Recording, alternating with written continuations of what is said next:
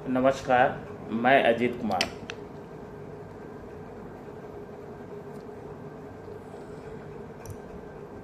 पूरे भारतवर्ष में, खासकर उत्तर भारत में, अब तो उत्तर भारत नहीं पूरे भारतवर्ष का ही है,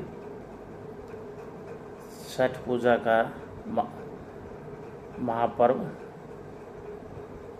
पूरा भक्तिमय से संपन्न हो गया।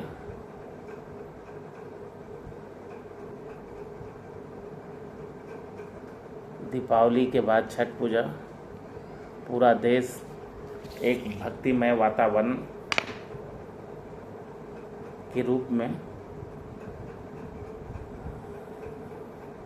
बंधा हुआ, रंगा हुआ था और उसका समापन छठ पूजा के पारण के उपरांत आज समाप्त हो गया। लेकिन अब हम लोग चूँकि बिहार के रहने वाले हैं, बिहार में 6 तारीख को पहला मतदान है। कुछ बात पर मैं आपको ध्यान दिलाना चाहता हूँ। आप याद कीजिए 2014 से पहले मनमोहन जी की सरकार थी, कांग्रेस लेड गठबंधन थी। श्रीमान मनमोहन गांधी प्रधानमंत्री थे, मनमोहन सिंह प्रधानमंत्री थे। गांधी ये मानिए, लेकिन मनमोहन सिंह प्रधानमंत्री थे।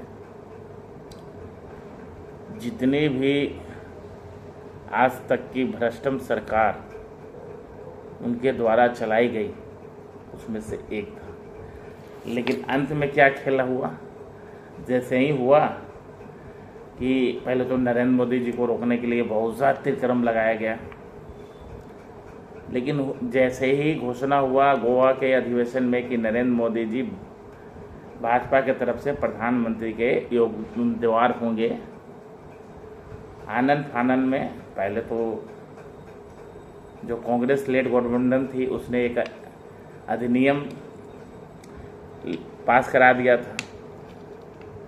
चूँकि वहाँ अधिवेशन में घोषणा हो गई थी कि नरेंद्र मोदी जी हमारे प्रधानमंत्री के उम्मीदवार होंगे, तो एक प्रेस कॉन्फ्रेंस में राहुल गांधी जी प्रकट हुए और प्रकट होकर उस जो सरकारी पत्र होता है उस पास अधिवेशन पत्र को उन्होंने फाड़ डाला। अब आप बात समझिए, वो सब दिखावट था कि मनमोहन सिंह जी भ्रष्ट थे और गांधी फैमिली जो है ना वो पाक साफ, इस कुर्ते के जैसे उजला। ये एक वाइट वॉश था। सच्चाई यही थी कि मनमोहन सिंह एक व्यक्ति के रूप में बहुत ईमानदार व्यक्ति थे, लेकिन चूंकि वो नाम मात्र के प्रधानमंत्री थे, चाहकर भी कुछ नहीं कर सकते थे, क्योंकि उनके ऊपर एक सुपर पावर, जिसको सुपर कंप्यूटर कहते हैं ना, वो बैठा हुआ था। कितने रोकने के बाद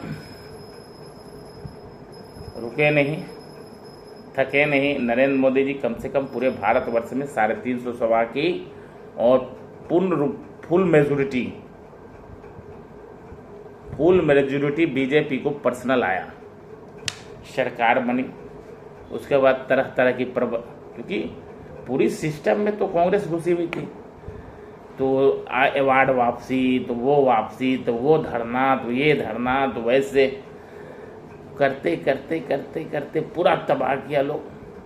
जितने भी अफसर थे वो उन्हीं के शासनकाल के थे, काम करना नहीं चाहते थे, क्योंकि उस तरह के उन लोगों को ढाल दिया गया था।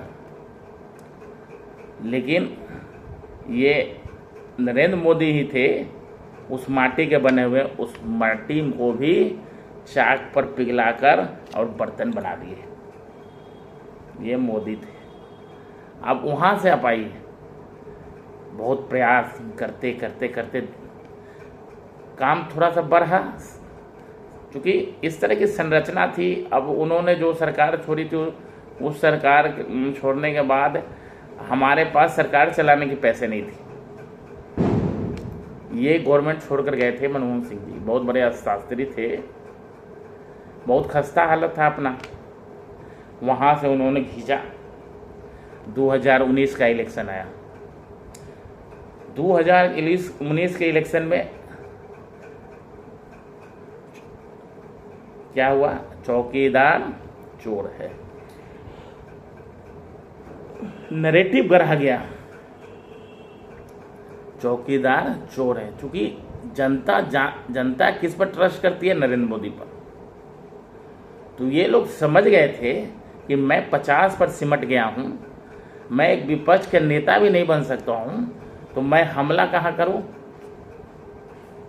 इसके लीडर पर। तरह तरह के इल्ज़ाम, चौकीदार चोर है, राफेल चोर, ये चोर, वो चोर, ऐसे चोर, पूरा प्रोपोगेंडा एक फैला दिया गया। लेकिन भारत की जनता नरेंद्र मोदी के साथ अटल विश्वास के साथ खड़ी रही। जनता चूंकि 2014 में ही गार्जियन ने लिखा था, एक इंग्लिश पत्रकार अखबार ने लिखा था कि आज भारत सच्चे में आज़ादी आज भारत को आज मिली है। भारत सच में आज़ाद 2014 में हुआ था, गलत नहीं बोला था वो। जो 1947 की जो आज़ादी थी ना, अब आप कल्पना कीजिए, A.K. ह्यूम अंग्रेज थे। स्थापना कांग्रेस को किसने किया? A.K. ह्यूम ने। और आप ही समझिए, एक अंग्रेज जिस देश पर शासन करता है और उस देश का वो अगेंस्ट में उस देश का एक पार्टी बनाता है जिसका नाम वो कांग्रेस देता है, और उसका प्रेसिडेंट भी एक खुद वो होता है, वो उस देश की आज़ादी चाहेगा? कभी नहीं। और उसने ढाल बनाया गांधी को, नेहरू को, ये लोग प्यादे थे ना। और जो सच्चा सिपाही था उसको इन मोहरों को फंसाकर और इन प्यादों को लगाकर उसको शांत कर दिया गया। जयचंदों की कमी थोड़ी है, जयचंद हमारे देश में भरे हुए हैं। अब बताइए, सुभाष जी,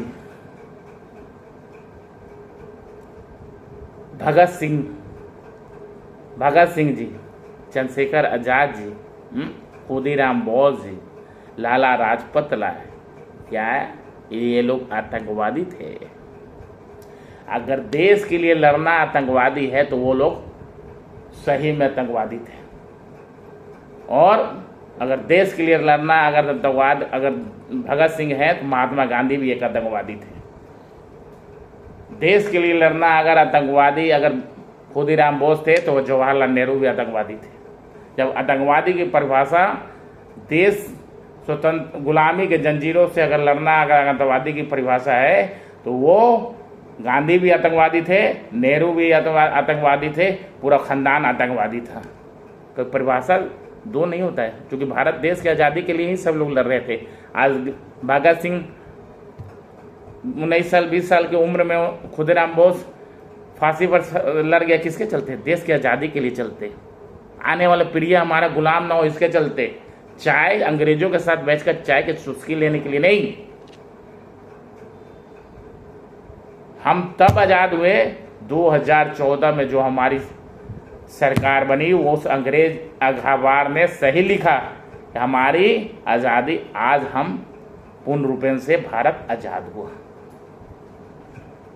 अब 2019 की ये लोग पूरा थ्रेड चोर है तो ये है, लेकिन जनता जान चुकी थी, भारत की जनता जाग चुकी थी। उसने इस बहरूपिये को बहकावे में नहीं आया और पुनः पूर्ण बहुमत की सरकार 2019 में बनी। 2023 आया, तब तक तो बहुत सा कार्य जो है धरातल पर आ गए थे। बहुत सारे कार्य थे जो धरातल पर आ गए थे। ये नए एक्सप्रेसवे, रोड, ट्रांसपोर्ट, बिजली, इकोनॉमी के क्षेत्र में बहुत सारे कार्य पूर्ण हो गए थे, कुछ पूरा होने वाला था, अनेकों कार्य था जो अब दिखने लगा था। लेकिन नैरेटिव क्या करा गया? संविधान,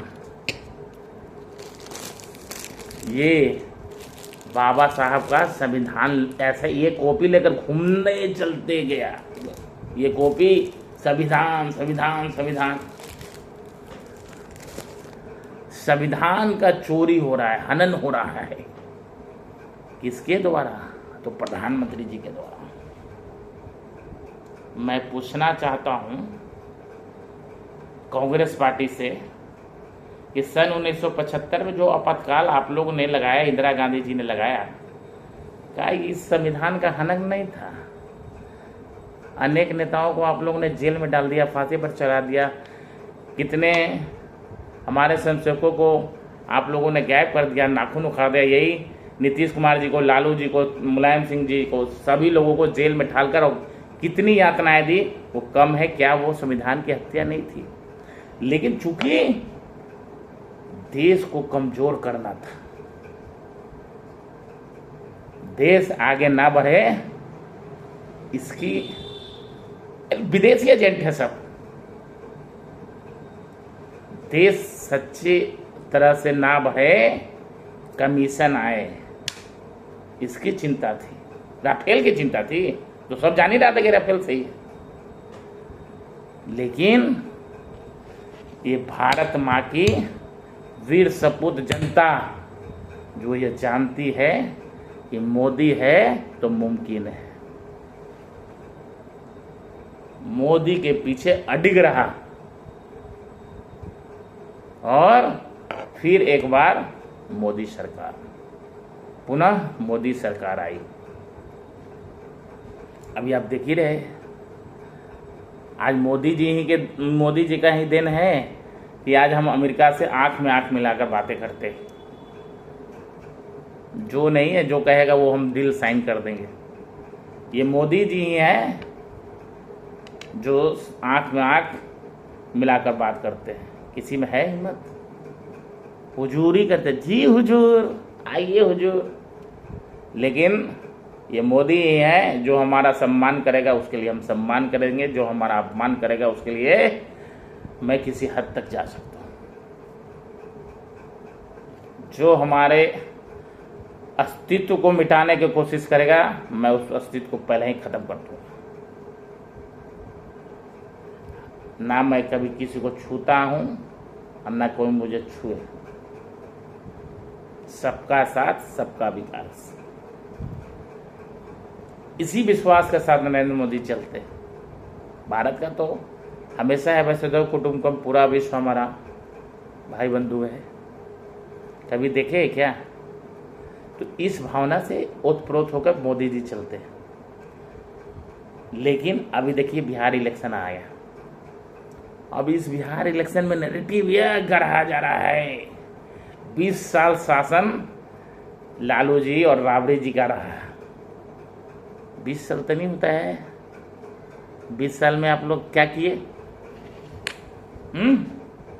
रोजगार की बात करते हैं। 20 सालों में 90,000 रोजगार आप लोगों ने दिया।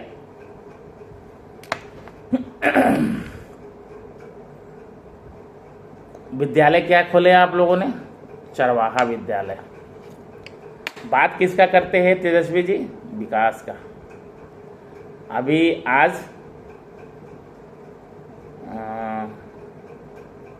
28 तारीख को आरजेडी का, महागठबंधन का मैनिफेस्टो जारी हुआ है। वो मैनिफेस्टो में वो बोल रहे हैं 20 महीना में प्रत्येक घर को मैं रोजगार दूंगा, अधिनियम लाऊंगा। सबसे पहले तो आप जो घोटाला किए हैं ना, उसका पैसा लौटा दीजिए। और रोजगार आप कैसे दीजिएगा वो 20 साल में हम लोग जान चुके हैं हुजूर। माफ कीजिए, आपकी रोजगार की देने की परिभाषा क्या है? नौकरी दो, जमीन लो, यही परिभाषा है। और आप कहते हैं कि हम रोजगार देंगे। सपनों में बिहार की जनता अगर सोचती है कि हमें रोजगार मिलेगा तो वो भूल है। जो विकास नीतीश कुमार जी ने कर दिया, अगर उसके नीचे जाना चाहते हैं तो आप इस ठग गठबंधन को वोट करें। ये रोजगार देगा जिसका अस्तित्व का शुरुआत हुआ है चारा चोरी से, चरवाहा विद्यालय से। आप कल्पना करेंगे 20 साल अगर आप इनको विकास करना होता तो 20 साल बहुत होता है। 2 दशक विकास की बात इनके मुंह से कभी शोभा देती है? तो इन ठगबंधन में नहीं पड़ना है। ये लोग ठग है। कहा अभी जब 20 साल सत्ता से बाहर है तो Vikas, expressway, what is the meaning of expressway? Do you know? आप जानते हैं एक्सप्रेसवे किसे कहते हैं? पहले पढ़ लीजिए। नितिन गडकरी जी हमारे मिनिस्टर है, central minister. When you free then you meet Nitin Gadkari ji, वो आपको पढ़ाएंगे कंसेप्ट। विकास की बातें आपके मुंह से अच्छी नहीं लगती, क्योंकि 2 दशक आप लोगों ने राज किया है और विकास के स्तर को निचले स्तर पर डाल दिया था। शिक्षा, स्वास्थ्य, सड़क, पानी, सब चौपट। हम लोग तो देखे हैं ना, इसी पटना में हम लोग हर चीज़ देखे हैं। यहाँ से नवतपुर जाना होता था तो 1.5-2 घंटा लगता था। आज नवतपुर 15 मिनट में चल जाते हैं। इसको विकास कहते हैं। तो मैं पुनः बिहार की जनता को सचेत करता हूं कि अगर आप अपने बच्चे को भविष्य चाहते हैं तो इन बहुरूपियों के चक्कर में ना पड़े। ये विकास करेंगे। आज से आरजेडी के माल ही अरे महिला सम्मान की बात करते हैं। गनवा सुनते हैं? आदरणीय तेजस्वी यादव जी थोड़ा गनवा सुन लीजिए। उसमें माता बहनों का सम्मान कर रहा है कि अपमान कर रहा है? अगर उसको सम्मान करना कहते हैं तो अपमान किसको करना कहते हैं? थोड़ा प्लीज हमको थोड़ा पढ़ा दीजिए। आप नौजवान हैं, हम लोग अच्छा लगता है नौजवान आप हैं, लेकिन आप में वो खासियत नहीं है कि आप बिहार को चला सकें। इसलिए बहुरूपिया बनना बंद करें और पूरे बिहार की जनता से आग्रह करता हूं, एक बार पुनः नरेंद्र मोदी और श्रीमान नीतीश कुमार जी को मुख्यमंत्री बनाने का सब प्रण लेकर अपना मतदान भारतीय जनता पार्टी गठबंधन को वोट करें। जय हिंद, जय बिहार, नमस्कार।